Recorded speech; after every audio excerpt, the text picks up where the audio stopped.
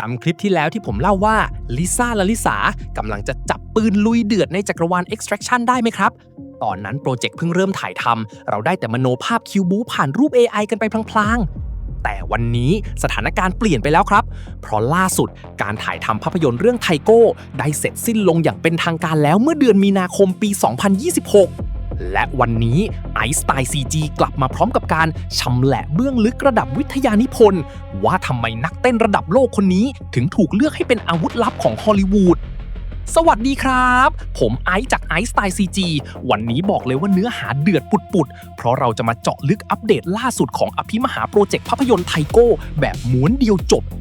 จากตอนนู้นที่เรายังมีแค่ข่าวแคสนักแสดงแต่วันนี้หนังเดินหน้าเข้าสู่ช่วงตัดต่อและ post production เรียบร้อยแล้วทำไมการเลือกน้องลิซ่าถึงไม่ใช่แค่เรื่องโชคแล้ววิทยาศาสตร์ทางสมองอธิบายความโหดของเธอในหนังแอคชั่นไว้ว่ายังไงใครที่พร้อมแล้วกระทืบไลค์คนละทีแล้วลุยกันเลยก่อนจะไปถึงบทบาทของน้องลิซ่าเราต้องซูมออกมาดูภาพใหญ่กันก่อนครับฮอลลีวูดในอดีตมักจะเล่าเรื่องโดยให้ฝรั่งเป็นศูนย์กลางไปกอบกู้โลกแต่วันนี้ตลาดสตรีมมิ่งฝั่งตะวันตกมันอิ่มตัวแล้วเพื่อแก้เกมนี้ Netflix และ HBO จึงหันมาใช้กลยุทธ์ที่เรียกว่า Hub and Spoke Model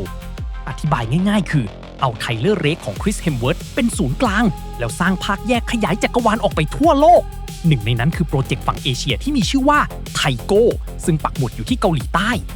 นี่ไม่ใช่แค่ส่วนเสริมกิ๊กก๊อกนะครับแต่มันคือจุดเปลี่ยนสำคัญในการเจาะตลาดเอเชียและเป็นเสาหลักของแฟรนไชส์ในทศวรรษหน้าเลยทีเดียวซึ่งคาดการณ์กันว่าเราน่าจะได้ดูเต็มๆในช่วงฤดูใบไม้ผลิหรือฤดูร้อนปี 2027 ครับมาถึงพาร์ทเนื้อเรื่องและตัวละครครับในคลิปที่แล้วผมเคยเล่าว่าเรียที่รับบทโดยลิซ่าถูกลักพาตัวจนทำให้พระเอกอย่างไทโก้ต้องออกโรงไปช่วยปะทะกับวายร้ายสุดเหี้ยมอามันชอยหลายคนฟังแล้วก็คอมเมนต์บอกผมว่าโหพี่ไอซ์พล็อตหนังยุค 90 มากนางเอกรอให้พระเอกกล้ามโตไปช่วยหยุดความคิดนั้นเดี๋ยวนี้ครับเพราะจากการชำแหละข้อมูลล่าสุดบทภาพยนตร์เรื่องนี้ถูกเขียนขึ้นเพื่อทำลายมายาคติเดิมๆของหนังแอคชั่นทิ้งไปเลยเรียไม่ใช่พลเรือนตาดำๆอ่อนแอครับแต่เธอคือสมาชิกหลักของทีมยุทธวิธีที่สำคัญเธอและไทโก้เป็นอดีตทหารเด็กที่แชร์วัยเด็กที่เต็มไปด้วยบาดแผลและอันตรายมาด้วยกันแปลว่าอะไรแปลว่าเมื่อแก๊งศัตรูลักพาตัวเธอไปพวกมันไม่ได้กำลังจับลูกแกะตัวน้อยแต่พวกมันกำลังลากอาวุธมนุษย์ที่พร้อมจะสร้างแนวต้านทานแล้วระเบิดรังศัตรูจากข้างในต่างหากแค่คิดภาพน้องลิซ่าบู๊เดือดสไตล์ทหารรับจ้างก็ขนลุกแล้วครับทีนี้มาถึงไฮไลท์สำคัญที่หลายคนปรามาสว่าเอานักร้องมาเล่นหนังคิวบู๊มันจะรอดเหรอ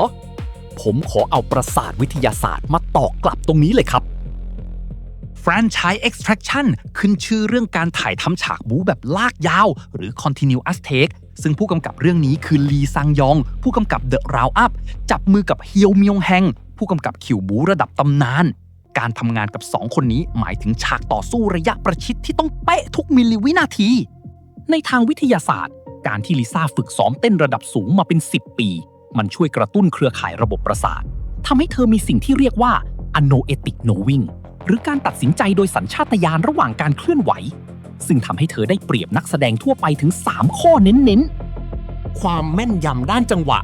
คิวบูก็คือการเต้นรำที่โคตรรุนแรงครับต้องจดจำลำดับที่ซับซ้อนลิซ่าสามารถเรียนรู้และปฏิบัติคิวสตันได้อย่างรวดเร็วการทำงานกับกล้องนักเต้นจะรู้ตัวเสมอว่ากล้องอยู่ตรงไหนมิติร่างกายเป็นยังไงทำให้เวลาถ่ายคิวบูแบบลองเทคภาพจะจัดเฟรมออกมาสวยงามและโฟลว์สุด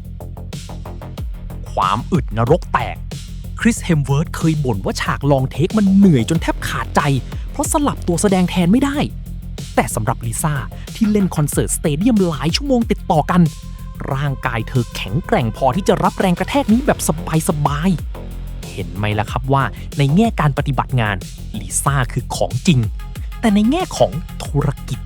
มันคือความอัจฉริยะล้วนๆครับงานนี้เรียกว่าการหลอมรวมทางประชากรศาสตร์